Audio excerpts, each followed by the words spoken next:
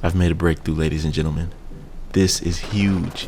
Identity Rebels is coming into fruition, finding its own identity. No pun intended. But what it means is that it actually provides an experience which now is even more fun to play. It requires a skill gap when fighting enemies and forces you to think before making decisions in combat. That being said, I must say that I'm very proud of the progress I've made so far and eager to show off to you what I have. I can finally properly introduce to you the Ultra Tech gear, the core concept of Identity Rebels' combat objective. Can you believe we're already at episode 15? So it's a better time than any to showcase to you the Ultra Tech gear. And before we get into this, I'd love for you to help expand its reach on YouTube as much as possible. I appreciate all the support.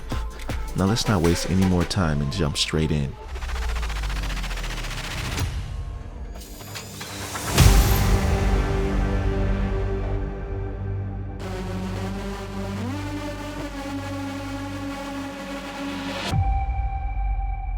On a few previous Devlog episodes, I discussed with you the weapon system with how the attachment abilities would work. Then before that, how the Ultra Tech ability system worked, but I didn't actually have it created yet. It was more of a conceptual explanation of what it was going to be. But now, while playing, I can utilize these abilities in-game with cooldowns, buffs, and debuffs.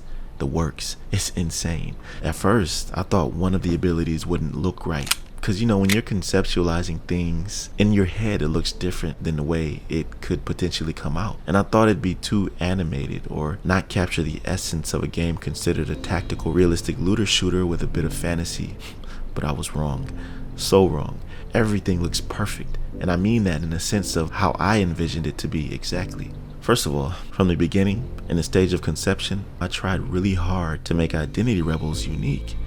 To not make carbon copies of other games, but instead reference them only, so that when playing my game, you get a taste of something new whilst feeling the effects of other games you may love in this particular genre. The inspiration of Identity Rebels comes firstly from gaming in general. That consists of what games I've played throughout my life growing up and still play. GoldenEye, 007 started it all. I also loved Gears of War, combat with the roadie run and wall bouncing, then Destiny, and how it combined fantasy with tactful gunplay, a perfect fusion. Finally came The Division with its totally unique approach from the Dark Zone to combat to making builds.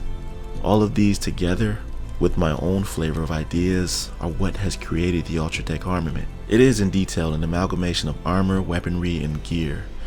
Chest armor, helmets, gloves, and shoes. And all gear, including the chest armor, has a class default: Fury, Guardian, Min, and High Tech, each granting abilities that define your build. Whichever chest armor you pick is the class you adopt, but you can mix and match your gear based on the style you'd like to play, or swap out chest armor at any time. Now, I hope I don't lose you here because this is a bit in depth. Comment below if you have any questions, but I'll do my best to explain. Okay, the two abilities I've made for this video stem from the Guardian and Mend. Let's start with Guardian. And one thing I wanted to do in order to help define your class is add a signature ability, which only that particular chest armor piece possesses. Furthermore, a passive attribute. This way everyone else will know what class you identify with. They're basically the core, and they're called stim packs. So if the Guardian activates his, which is called Stim Adrenaline, this will significantly mitigate incoming damage for a set time. The Guardian, for his passive attribute, also has an armor bar, an extra layer of protection before his health bar is even touched. What I just explained is only the stim pack. So moving on to the actual chest armor abilities, almost all of them by default come with one passive and one active. On this particular video, I focused on active abilities mainly.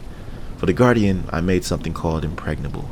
And real quick, I'd like to reference Destiny in this. The first game, and in that specifically the Titan, which was my favorite class and had a subclass known as Sentinel. Its ultimate ability was a bubble shield that I'll never forget. I remember vividly using it in the Cabal boss fight against Valis Ta'arik. I just loved that idea, completely blocking all those rockets he'd fire at me. Similarly, it's what Impregnable does, but slightly different. It activates an Ultra Tech bubble shield that provides temporary damage immunity from all directions. The shield stays with you wherever you go, whether you jump or slide, crouch, it doesn't matter. It's always going to be around you. But it's not completely overpowered because it's still vulnerable to certain enemy ability stacks and debuffs. Plus the cooldown is also longer than average. And when I was messing around with this during only the development of this game, it was so fun. I found myself wasting a lot of time testing it over and over again, activating this, then purposely surrounding myself with enemies just to wreak havoc on every single one. It made me feel so powerful. Feeling powerful is one aspect in a game that is very important in my opinion. And you know, I wouldn't want making you feel powerful, too realistic, or on the other hand, too much fantasy. A mixture of both will give me the perfect dose of euphoria. I mean, isn't that why we play games after all? My next and final chest armor piece that I coded in this video is, as I said, the Min class, a healer.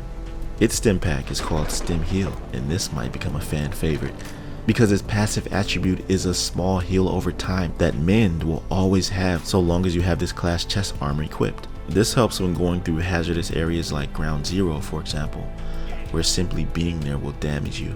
But the signature ability, once activated, delivers a chemical which enhances the production of your stem cells, thereby granting your immune system accelerated healing to the affected area. So it's a self-heal that instantly restores a nice portion of your health. You can only get this with the Min class, and when combined with that heal over time, it's like nothing else. Unfortunately though, I wasn't able to code any of the actual abilities for this chest armor like I was able to do Guardian, but I'll tell you what it does, and maybe another time I'll show you. It's called Kit Out. If you notice on this chest armor piece, it has two pouches in front, on both sides. Well, those are the kits I'm referring to. They give you the ability to toss a heal kit on the ground next to your allies where there'll be an AoE heal effect. You can also bind the kit out to your ally. Once attached, it increases the healing's effects and duration even more, rewarding you for your precision. And I believe there's so much you can do with this Min class to support your team and deal great damage. Listen fam, I gotta know below in the comments what you think of these abilities so far. How do they look in combat? Do you like them? Or just in general, anything you like to share in the comments below. And before I go, I want to shout out my patrons for their continued support. If you're interested in joining to help this dream turn into a reality, then feel free. You can join for as low as $1 a month, and there are many benefits that come with certain tier levels. The link for that is in the description, as well as Identity Rebels Discord and Twitter. Don't hesitate to come along this journey with me. That'll do it for this episode, and don't forget to like the video and subscribe to my channel. I'll see you in the next video. Peace.